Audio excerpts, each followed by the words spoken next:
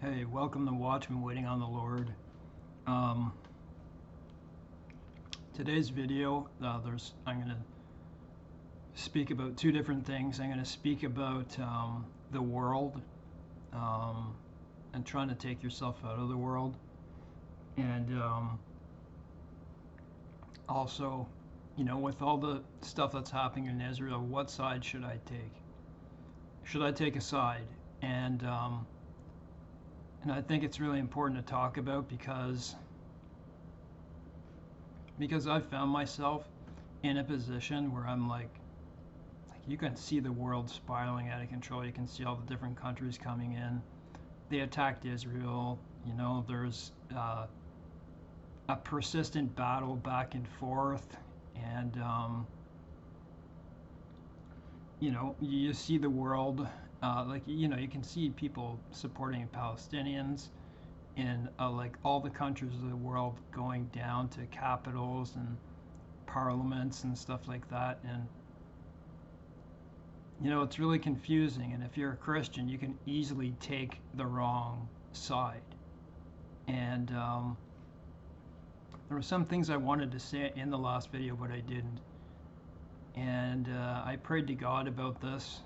Um, so I'll talk about this first. I prayed to God about this, and I'm just like, you can just see the world descending on this one topic.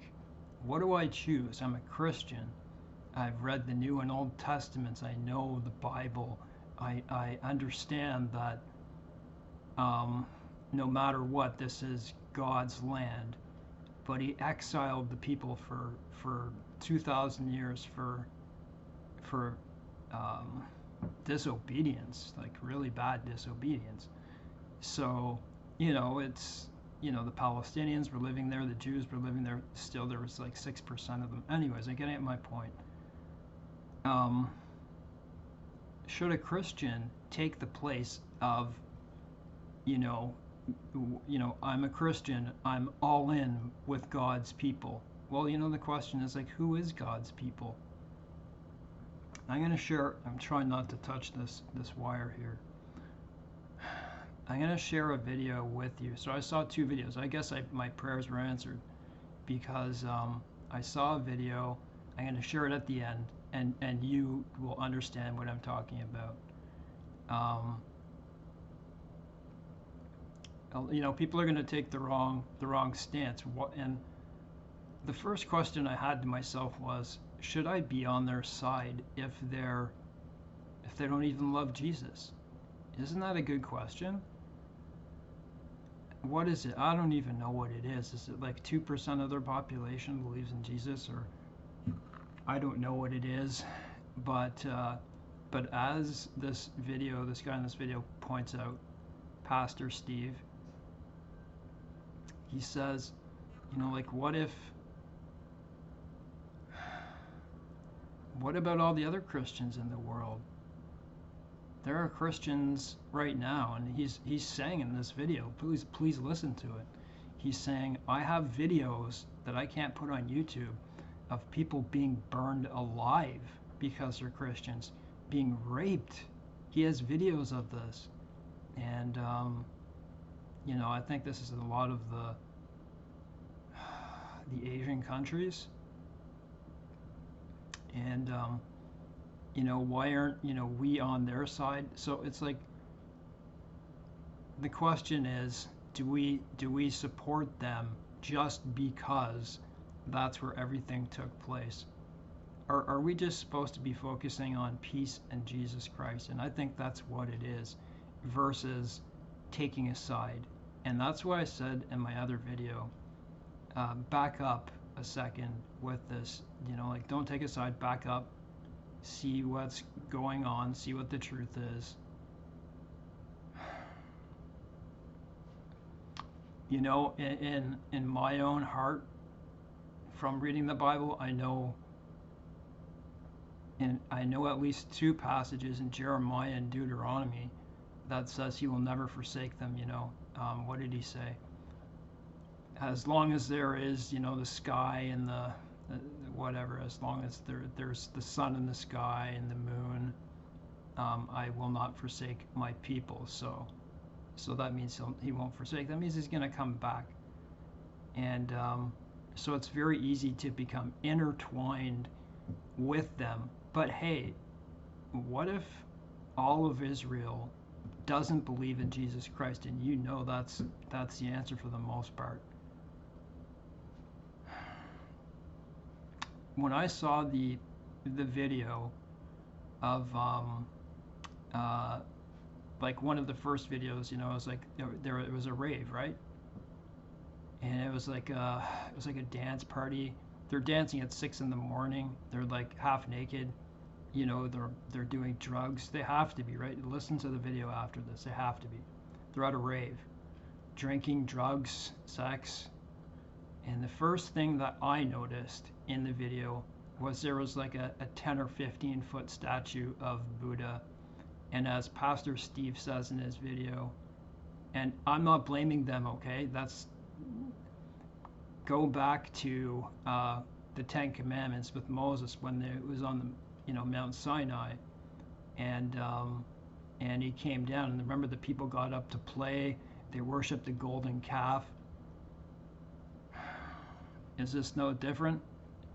And so I wondered in my mind, and I'm not saying this is it, but I wondered, are those people being judged? I don't know.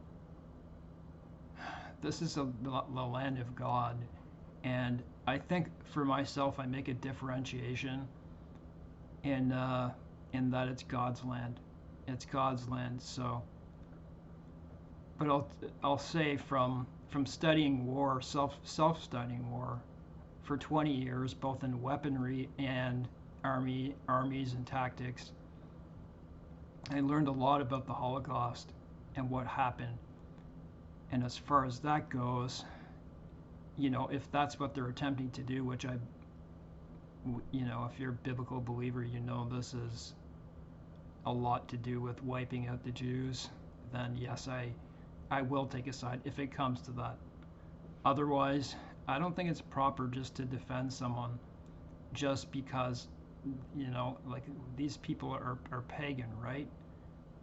Are we supposed to, as Christians, defend them while Christians all over the world are being persecuted and burned and raped?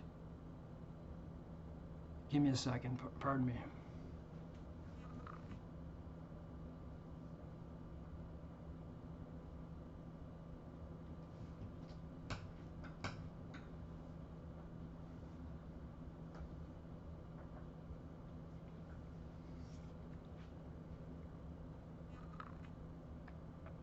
I found myself really stressed in it. I really did. Because I won't drown myself with all the stuff that's going on, but I'll watch some videos to keep up with the headlines daily. And I just found myself like, I don't know, I know it says in 2nd Joel that they're going to, God is angry because they divide the land. So, Russia is weighing in on this. Russia and the U.S. are now having the same stance, saying it's the end game here is to split the land, and we know biblically that isn't good. But I'm for peace. I'm for peace. I heard a really good Jack Hibbs. Boy, did he ever have a good sermon the other day. I don't believe in the pre-tribulation rapture, but all the other stuff, I love his stuff. This is what he said, and I believe it's true. And I'm going to read you part of the charter, just the beginning of the charter of Hamas, 2017, okay? He said, and I believe this, for peace, if Israel, if they say, okay, well, let's come to the peace table, peace agreement, if the Jews lay down their arms, there will be, if the Jews lay down, keep this in your mind. I have difficulty speaking. If the Jews lay down their arms, they will be destroyed. If Hamas lays down their arms, there will be peace. That's the reality, okay? And I think you know that. And that's just a stark reality. I'm going to read this and I'm going to read about the world. I recommend you watch Steve Cioccolanti. Um, just because people believe in pre-tribulation or mid-tribulation doesn't mean I won't watch their videos. Because the rest of the theology is right. So I follow people who have good theology. So this is Mitvim, Hamas new policy document. This is 2017. I'm just going to read the beginning of it. Dr. Ido Zelkovitz. Hamas new policy document does not cancel or supersede the organization's charter. Rather, its goal is to enable Hamas to maintain control over the Gaza Strip and to improve relations with Sunni Arab states. Excuse me. Isn't it funny how quickly bin Salman talked to Iran? Like, that's insane. They were just about to make a deal with Israel. I don't know how it happened like that. In its new document, Hamas is expected to present itself as an Islamist nationalist organization, agreed to the concept of a temporary Palestinian state along the 1967 borders, and avoid using the anti-Semitic language that is included in its charter. However, it will still reject Israel's right to exist and support an armed struggle against it. So you understand that they don't want them alive, like they don't want them to exist, their state to exist. I'm going to read that again.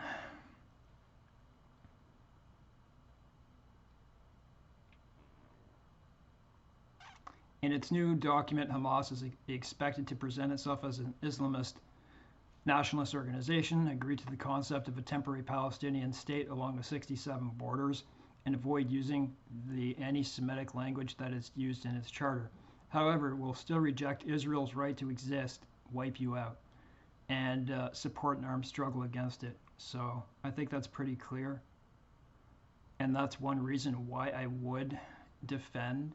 I don't, there could be 100 people in a room, and I would hope I hope I would say that I would stand beside Israel if it came to wiping them out.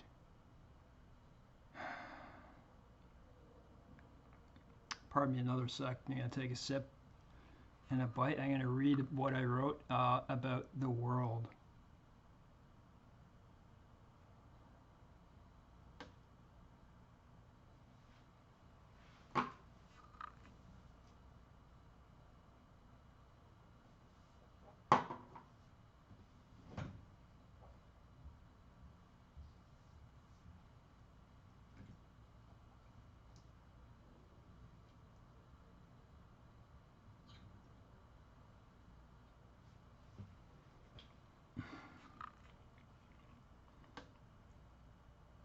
Now, actually, before I do that, I'm going to type up,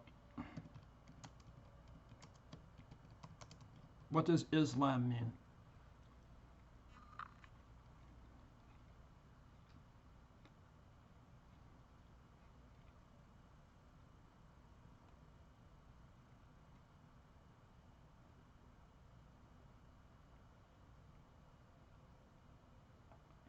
Submission.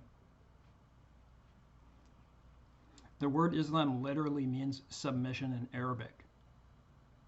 That's the goal, okay? I'm worried that that's what's beginning to happen. I don't think it's about peace, okay? That's what I've seen.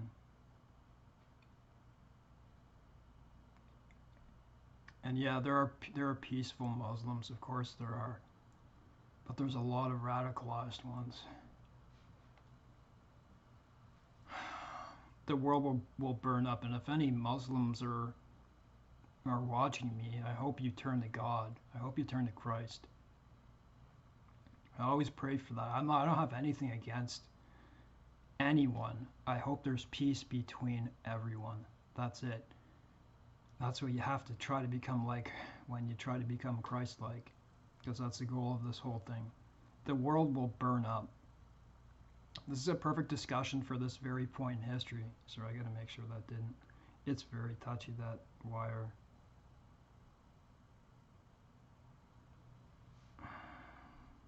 Yeah. This is a perfect discussion for this point in history. I want to make it clear that everything you see in this world will burn with the elements by fire. It's not meant to scare you, and this is found throughout the Old and New Testaments in many areas. It says, we will be refined in the fire like gold and silver. To the people who say to themselves, there's no God, so let's eat, drink, and be merry because tomorrow we die. Those people won't survive. If that scares you, turn to God today. Turn to Christ. Turn to God today.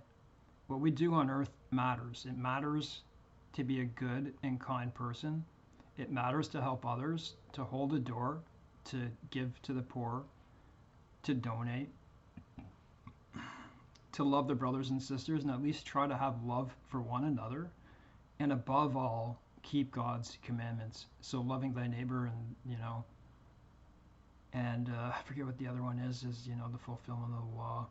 Read the Bible, because everything around you will burn with fire, because only the imperishable things will remain. Think about that. Nothing that you see, money, gold, all that, is going to be gone. Why fire? Because God promised never to flood the earth again in its entirety. Just attempt to live by God's 10 commandments. I don't really feel like I fit. I'm very uncomfortable. I don't really feel like I fit in all my life. Even with, I had quite a few friends. I just never felt comfortable socially, which is likely due to autism, but I also have trauma. I was like this before I had trauma. This might be an autism take, but it's true. I watched other kids playing, and when I was younger, and I didn't feel like I belonged. And that's all I ever wanted, even with no shortage of friends. You never know which route a person will take based on his youth. All I ever wanted was to fit in, and that followed me. That's how I felt when I was younger. I didn't want to be cool, okay? That type of thing I didn't care about. It wasn't about that. What I longed for was to be like other people, because somehow deep down, and I had unrecognized autism for 40 years, and I did get it diagnosed. I desired what I could not attain. When I got to high school, I couldn't understand why people needed to act in certain ways, like the social structures of animals, like you would see in the wilderness. I was a troubled youth. I was.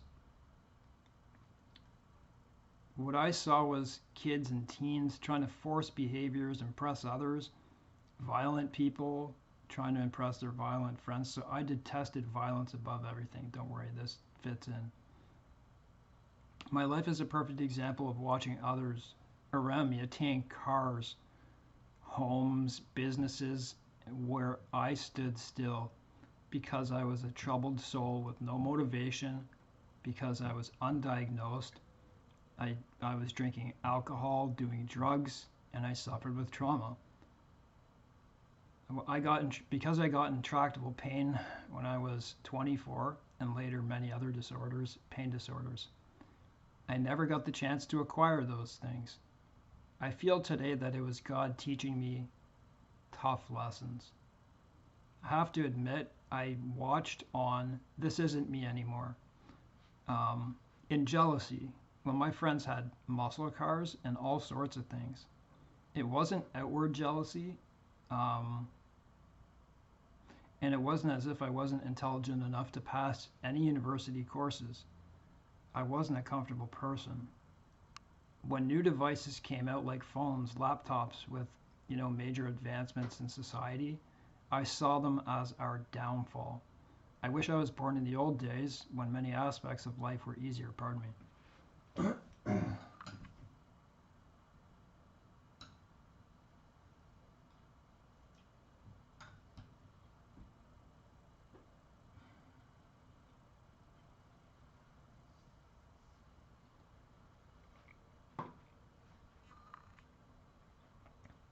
What I'm talking about here is the world, and the world got worse when all these things came about.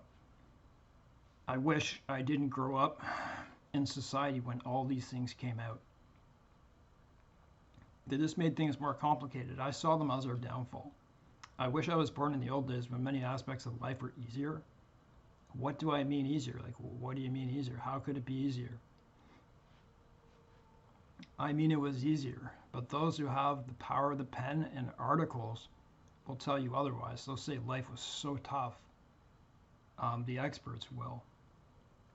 I'm old enough to remember the stories from my grandparents and my friends' grandparents. My grandpa fought in World War II in the first wave on Juno Beach.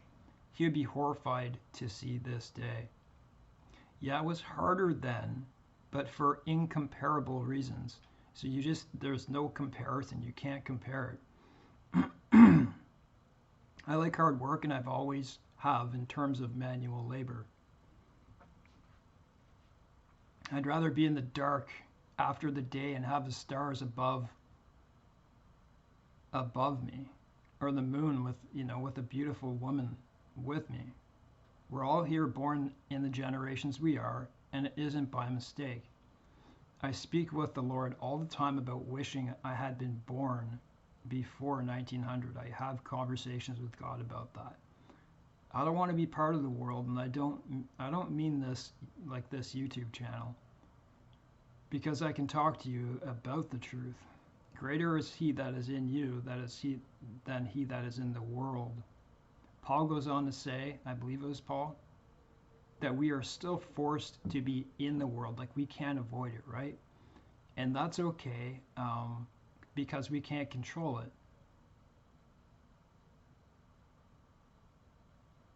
We are in the world, but we don't have to join the world. And that is, at first, that's a difficult concept to grasp.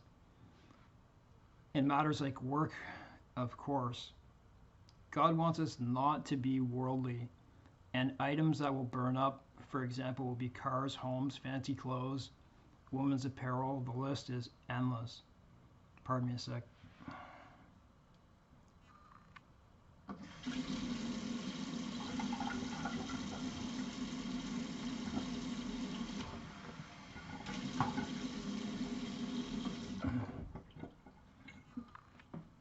It's the only place I can do this video. I have this here, and my cord, if I touch it, it'll stop recording. The epitome of my message is like this. Videos on YouTube, TikTok with men and women with, up to 1 million followers. What am I getting at here? I don't know if you've seen videos like, there's a lot of them, men and women alike, but it's mostly men, and they have on women talking about high value men. If you know what I'm talking about, this is just what society has become because of the way society is. I understand why these groups have formed. It's a byproduct of Western society, but it's demeaning. Like, high value women, high value men, they have to make they have to make 6 figures. Like, this is just ridiculous. And that's why a lot of people aren't getting married and getting together and having kids.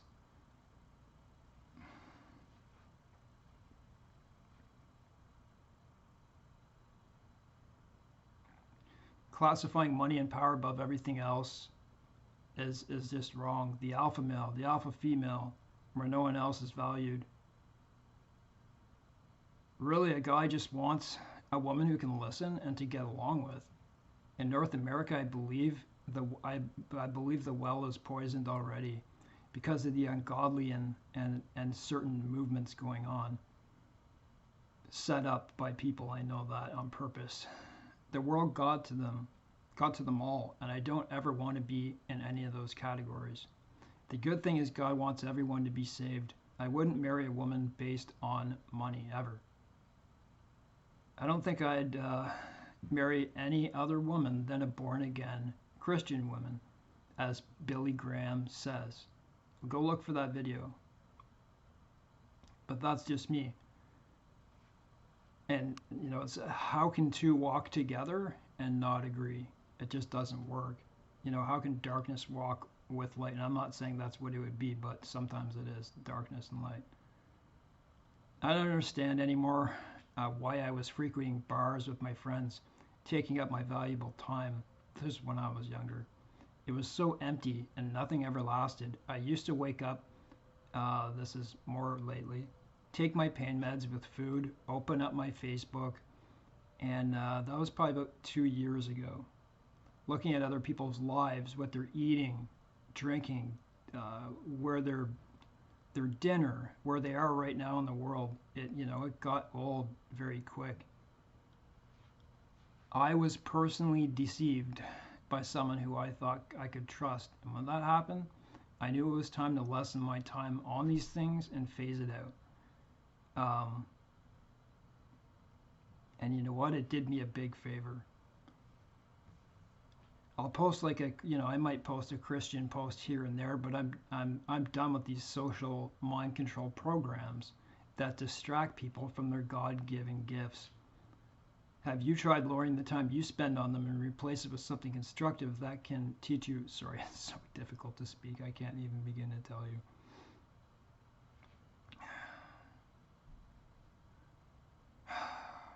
Have you tried lowering the time you spend on them and replace it with something constructive that can teach you worthwhile skills? It's much better to do that than to spend your time on a social media app. Read scripture, go to school. I'll tell you my true opinion about electronics and the internet. It's a beast, or part of the real beast system, because the beast has many tentacles, and it has so much influence that it has to be. I believe the internet, like I said in another video, is Satan's kingdom, and these things are all going to burn up. That's the world. The internet has to be part of the beast system, and Satan's goals couldn't be achieved without it, because like God, he is not omnipresent. If you asked me, I would tell you that the devil has us right where he wants us, glued to a screen, and I mean the time-wasting things like Facebook, all the other ones, all the social media apps. Once we didn't know much about the news unless we heard it on the radio, and now with media, at the touch of a finger, we have the news and can give the news ourselves like lightning speed. It's dangerous. Pardon me a sec.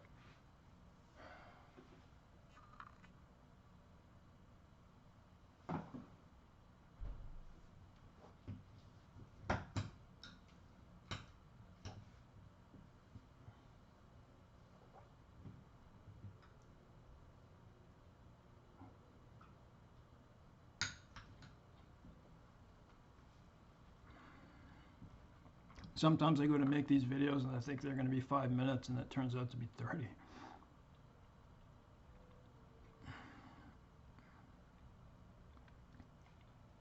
I don't need to push my point further. Take a good look around. We see war on every front. Much of that was created by the worldly items like electronics and social media. Do you think any of this could have happened without social media? Obviously not, right?